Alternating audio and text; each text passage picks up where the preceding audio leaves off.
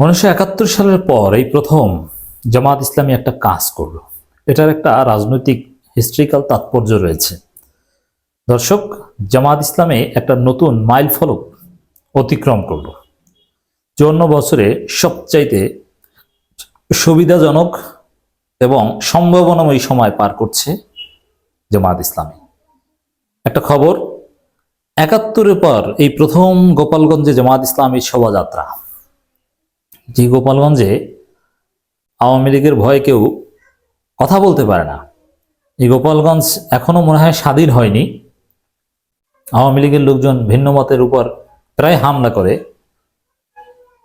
সেই গোপালগঞ্জে জামাত ইসলামী শোডাউন করে, যেটা 1971 সালের পর পারেনি। 2001 থেকে 2006 বিএনপির সাথে ক্ষমতা ছিল, তখনও পারেনি, এখন পারছে।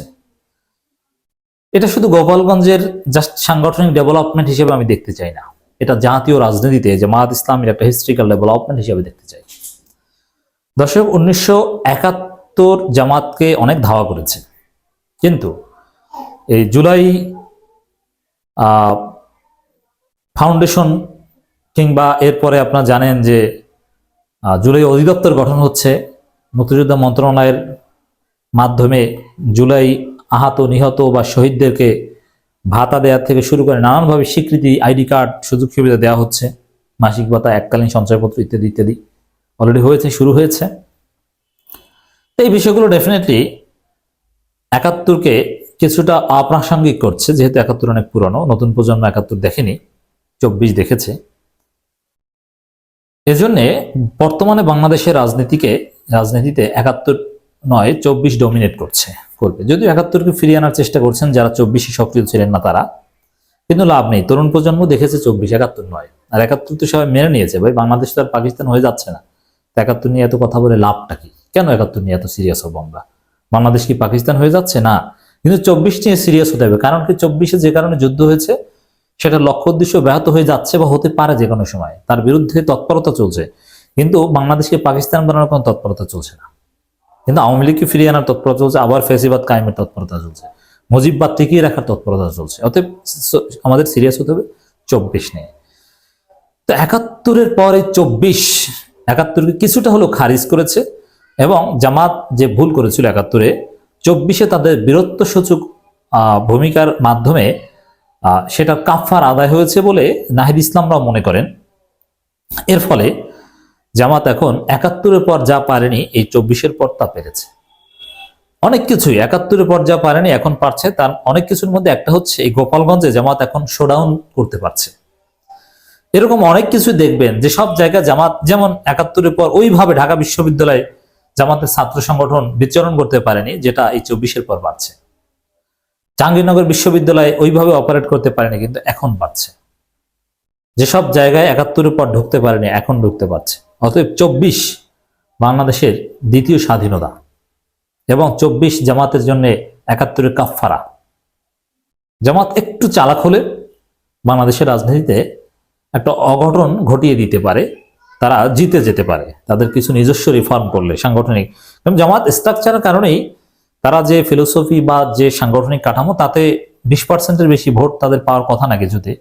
তারা যতই যোগ্য হোক, ভালো মানুষ হোক, এটা সাংগঠনিক স্ট্রাকচারের সীমাবদ্ধতা।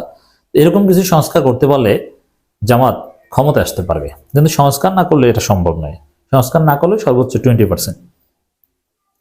71-এর পর এই প্রথম গোপালগঞ্জে জামাতের শোভাযাত্রা, অর্থাৎ 54 বছরে শ্রেষ্ঠতম সময় জামাত পার করছে।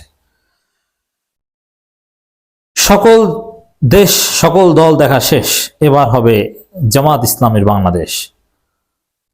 তন্ত্রমন্ত্র দফা শেষ, এবার হবে আল কোরআনের বাংলাদেশ।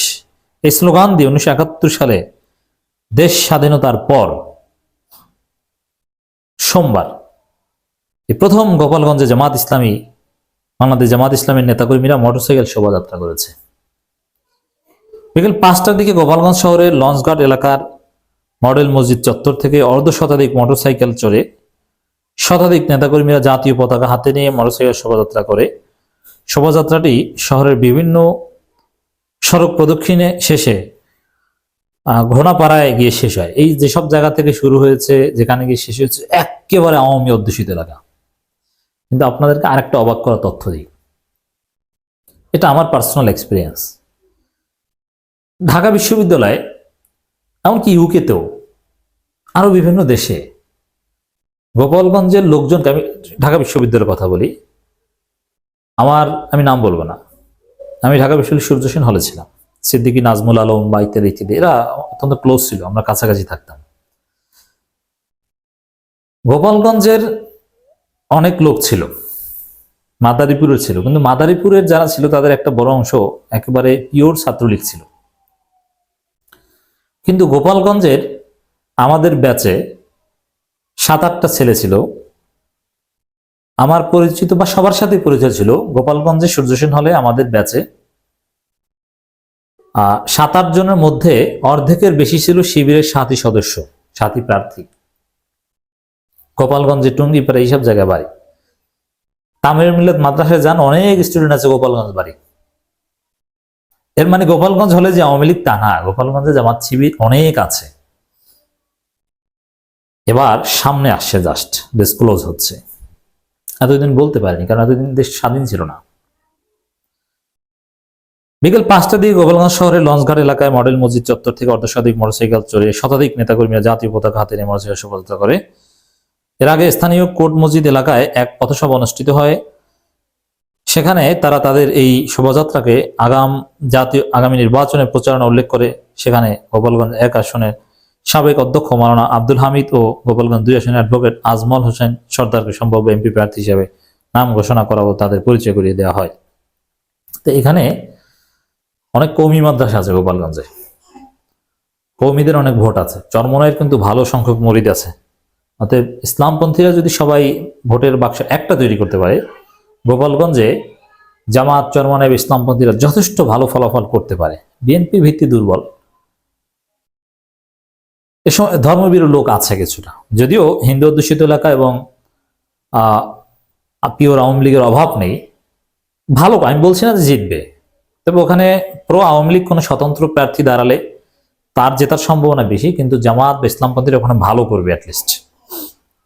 এই সময় বাংলাদেশ জামাত ইসলামী গোপালগঞ্জ জেলা শাখার সেক্রেটারি আল মাসুদ খান বলেন, গোপালগঞ্জ সহ দেশের ঘরে ঘরে কোরআনে দাওয়াত দেওয়ার জন্য, আল্লাহর কোরআনকে সংসদে বসানোর জন্য এই নির্বাচনে জিহাদে জামাত ইসলামীকে শরীক হয়েছে। এইসব নির্বাচন, জিহাদ, এইসব শব্দ সাবধানে বলতে হবে।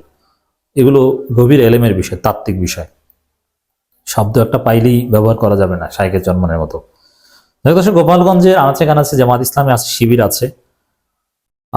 গোপালগঞ্জে জামাতের সংগঠন আগেও ছিল, এমনকি শেখ হাসিনার যে সেই